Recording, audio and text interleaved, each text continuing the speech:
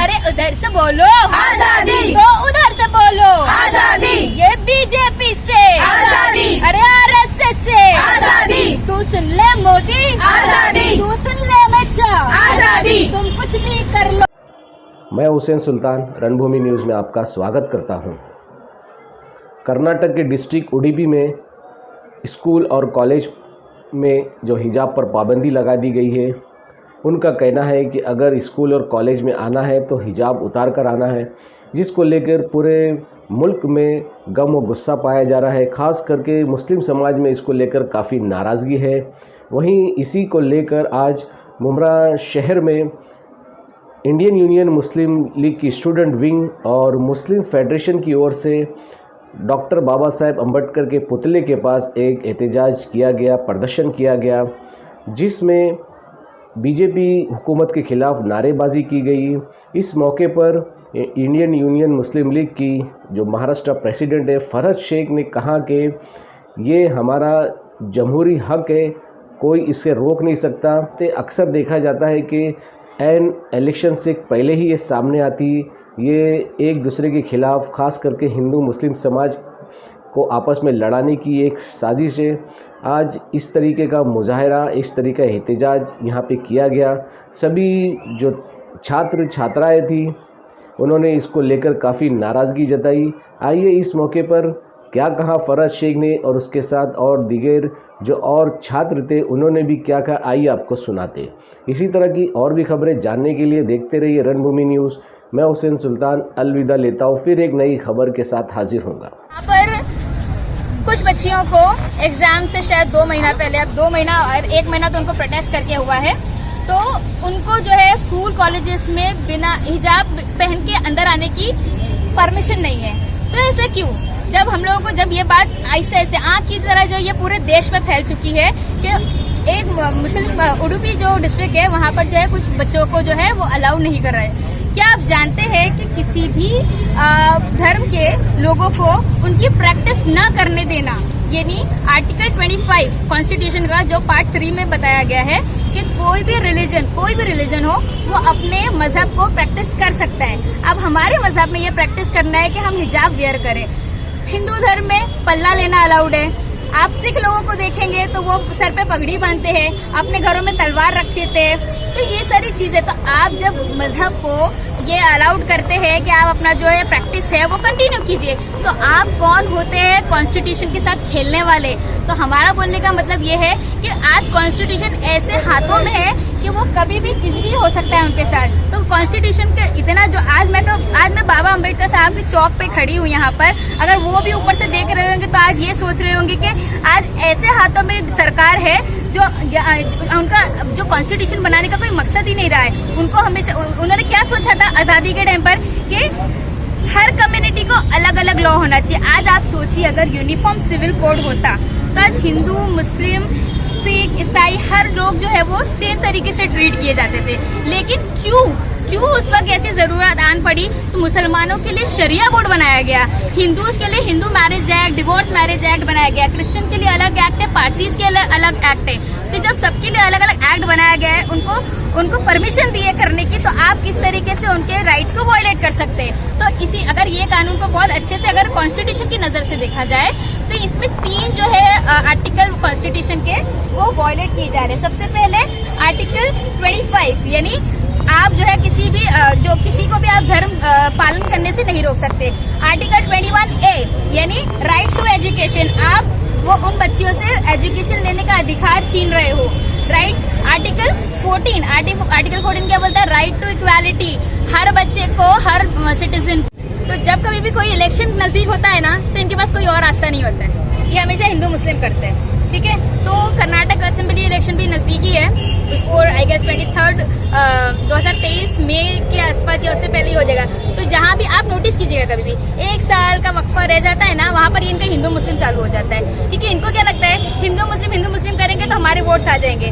अब इसलिए ये लोग है ना ऐसा करते हैं। अब ये जैसे इन्होंने बताया, लड़के जो है वो काउंटर प्रोटेस्ट कर रहे हैं उन लड़कियों के खिलाफ सैफरन स्कार्फ पहन के, यानी उन लोग। और प्रिंसिपल भी वहाँ का आप देखिए उनकी स्टेटमेंट क्या है, वो कितने डरे हुए। क्या बोलते हैं कि आप लोग ने अगर ये प्रोटेस्ट बंद नहीं किया तो वहाँ से लड़के जो है वो सैफरन स्कार्फ पहनकर आएंगे। फिर मैं नहीं चाहता कि हमारे प्रेमाइसेस में किसी भी तरीके का ये डिस्टर्बेंस हो जाए, कम्युनल डिस्टर्बेंस हो जाए, ठीक है। तो आप देखिए जो प्रिंसिपल है वो भी कितने दबाव में है। तो मेरा बोलने का मतलब ये है कि आप जो है वो टीन एज से, बहुत कम एज से, जहाँ पर आपको डेवलपमेंट की बात सिखाना चाहिए, लोगों को आगे का अपना फ्यूचर सिखाना चाहिए, वहाँ पर आप इतनी कम उम्र में लड़कों को बोल रहे हैं सैफरन स्कार्फ पहनकर चलो और काउंटर प्रोटेस्ट करो। तो ये बहुत गलत बात है। जहाँ पर आपको आगे बढ़ने की तालीम देना चाहिए वहाँ पर आप बचपन से ही उनके दिलों में नफरत पैदा कर रहे हो। तो अगर ये अभी से ऐसे रहेगा, एजुकेशन जैसी पाक जगह पर, जहाँ पर एजुकेशन, जहाँ पर किसी को भी, कोई भी हिंदू, मुस्लिम, सिख, ईसाई, किसी भी कास्ट का कोई भी हो, वो आकर जो है वो तालीम हासिल करता है, शिक्षा हासिल करता है। और शिक्षा के मंदिर में जहाँ पर आप राइट टू इक्वालिटी और ये सिखाते हो, वहाँ पर आप उसका उल्टा ही प्रैक्टिस करते हो। तो ये आपके सवाल का जवाब है कि जहाँ पर इलेक्शन नजदीक होते हैं वहाँ पर यह हरकतें आपको हमेशा देखने को मिलेगी। तो वुमेन एम्पावरमेंट नहीं होगा। मेरे सामने जीती जागती एग्जाम्पल खड़ी है, मेरे बाजू में सुमैया शेख जो इंटरनेशनल फाइटर रह चुकी है, she is black belt in karate. आप इन्हीं की ज़बानी, इन्हीं के मुंह से सुन लीजिए कि ये हिजाब में रहते हुए इंटरनेशनल लेवल तक किस तरीके से इन्होंने अचीवमेंट किया है। प्लीज सुमैया। वो तो mic Assalamu alaikum. I am Sumaya इधर Sheikh. देखिए मैडम।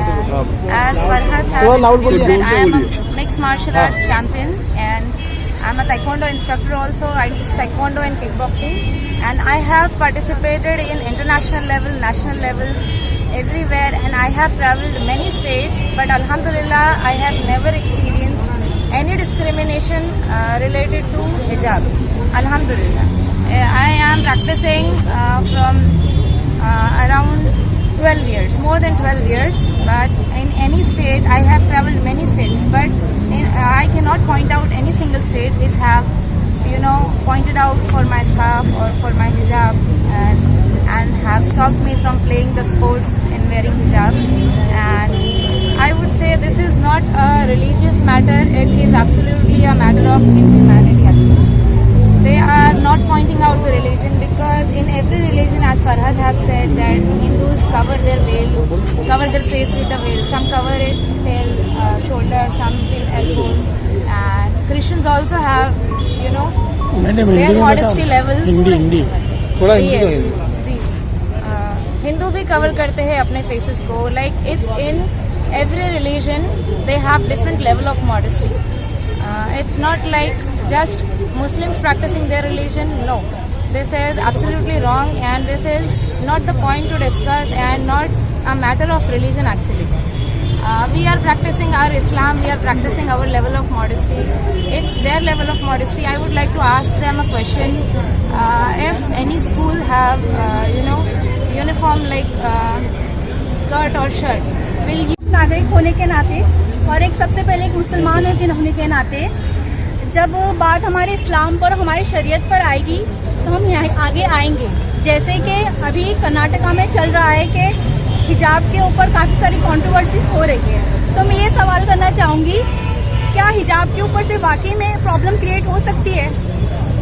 जबकि हमारे रिलीजन को प्रैक्टिस करने का, हमारे रिलीजन की फ्रीडम हमें हमारा कॉन्स्टिट्यूशन देता है, article 25, right to freedom of religion. और दूसरी तरफ ये बात है कि वहाँ के जो दूसरे टीनेजर्स हैं जो कि हिजाब के अगेंस्ट है, जिनके अंदर एक कम्युनल हेट्रेड फैलाई जा रही है। आज हमारे टीनेजर्स के अंदर कम्युनल हेट्रेड फैलाई जा रही है जो कि हमारे देश का, हमारे कल का फ्यूचर है। तो मुझे नहीं लगता है कि covering your head is an problem. दूसरी बात ये कहना चाहती हूँ कि मैं भी एक लॉ स्टूडेंट हूँ और मैंने अभी तक की अपनी पूरी तालीम में किसी भी तरीके से हिजाब में कोई भी प्रॉब्लम फेस नहीं की है, और बीइंग अ लॉ स्टूडेंट मैं अभी तक कोई भी प्रॉब्लम फेस नहीं कर पा रही हूँ। तो मेरी यही रिक्वेस्ट है कि प्लीज़ जितने भी टीनेजर्स को रोका जा रहा है हिजाब के ऊपर से, प्लीज़ उनके करियर को, उनके स्टडीज़ को, उनके एजुकेशन को मत बर्बाद करिए। बिकॉज आप आपकी सत्ता के लिए किसी के एजुकेशन को, किसी करियर को लॉस नहीं कर सकते हो। It's our right. आप हमारे आर्टिकल 21 को, हमारी राइट इक्वालिटी को, हमारी जो हमारी बेसिक हमारी स्ट्रक्चर ने जो हमें राइट दिया है, उस चीज़ को आप लॉस्ट कर रहे हो। So it's my request, please stop this controversy just for your benefit. अपनी सत्ता के लिए खेलना बंद करिए, क्योंकि हमारा आगे बढ़ने का हमारा अधिकार हमसे कोई नहीं छीन सकता है। send your daughter to that schools? No. Why? Because it's not in your religion, because it's not your level of modesty. So it is our level of modesty. Our level of modesty is here and your level of modesty is here. And you cannot stop us by wearing the scarf or wearing the hijab anywhere. And this is the very shameful act of, inhumanity. Please don't make our nation, please work on our nation's, weaknesses, and we should not discuss these points. Please concentrate on our nation's growing, on the growth. Thank you. Thank you.